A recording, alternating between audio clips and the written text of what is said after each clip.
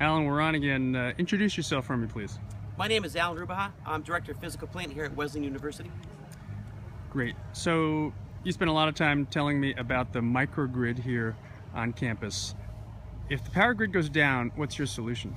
Well, our solution, Scott, is simple. If the power goes out, we're going to have a discussion with the utility. We're going to understand how long that outage might be, and we're going to make the decision then to bring our own resources online to feed our own campus with electrical power.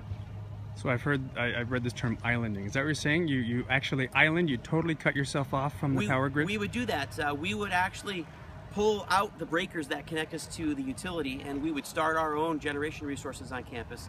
We would get those online, and we would switch around campus to bring our buildings back up on our own electrical power. That's right. Electrical power. So your facilities are providing electricity to campus. In a storm in the winter, can you also provide heat to the campus? Yeah, absolutely, Scott. The event of an outage, our steam boilers go down. So we would have to start our generators, our electrical generators, start our steam boilers, distribute steam throughout campus, and then the power that we make would power pumps that would turn that steam into hot water and distribute them through our buildings. So you're saying the gas generators are producing steam that you can actually transport to the students, to the dorms, etc. That's exactly correct. Yes, yeah. We make electricity using those reciprocal gas engines. And from that we would make steam. We would ship both electricity and hot water, electricity and steam from our central power plant out onto campus. That's correct. So some of this money is state money, a grant from the state.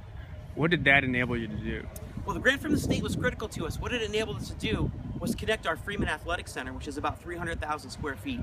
It allowed us to connect that building to our electrical grid, which is about 2,000 feet away. So it helped pay for that connection, which is conduit and wire and concrete and excavation, some switches, some switching equipment, and some controls. That money helped us connect that building to our grid, which allowed us then to put more generation resources into that building, and helped harden our infrastructure, increased our ability to generate in an outage. And it was extremely critical to us that we received that grant money. And you mentioned hardening the infrastructure. I mean, for what? You used the term kind of new normal of climate and weather patterns. What has Connecticut lived through? Well, you know, we've seen a series of storms that are unprecedented. I think it was Charlotte and Irene. We had back-to-back years without a Halloween, to my kids' frustration.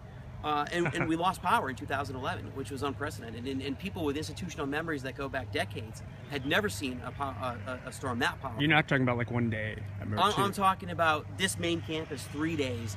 And some buildings around campus for more than a week, 7, 8, 9, 10 days, which has a dramatic impact on not only our ability to conduct business here at the university, which is educating students, but we have a responsibility to keep these students safe. We're a residential college, so it's critical that we have power for these students. Absolutely.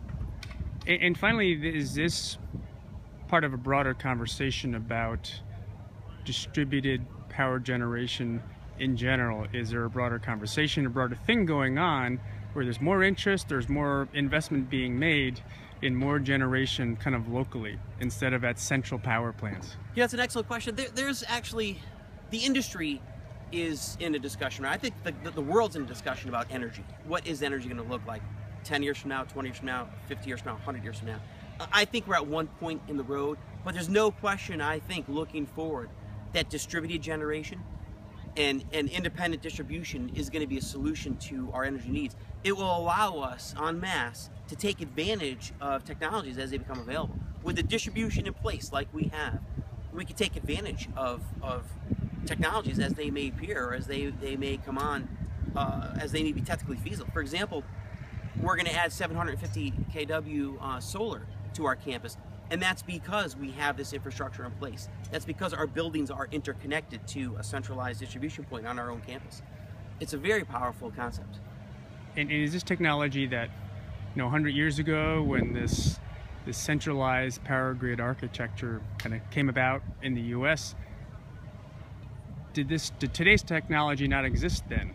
I don't know. It did, right? It did. Yeah. We have a recip engine that was, when did they invent recip engines? Maybe 1890 or 1880. So, we're using technology that's always existed. We are just putting it together in a little different package than we've ever put it before. And in this case, the economics works, right? The You can make your money works. back. It absolutely does. You know, and the intangibles work too. The fact that we have infrastructure that can support us in the event of an outage, that's super critical to us. So the economics work. There's value in it. There's a return in it, but there's also a sense of security that has no value to it. Its value is it's not calculable. How important it is for us to continue to do business in the event of a power outage. There's no value you can put to that. And finally, on the I guess the narrow financial value, tell me again, how much money are you saving every day with this? We're saving $5,000 a day, Scott. It's an extraordinary technology. It is it's allowed us then to produce our own power. We can take the heat off these engines, and the sum of all this is in round numbers $1.5 million a year in electrical savings. Wow. Alan, thanks so much. Thank you, Scott.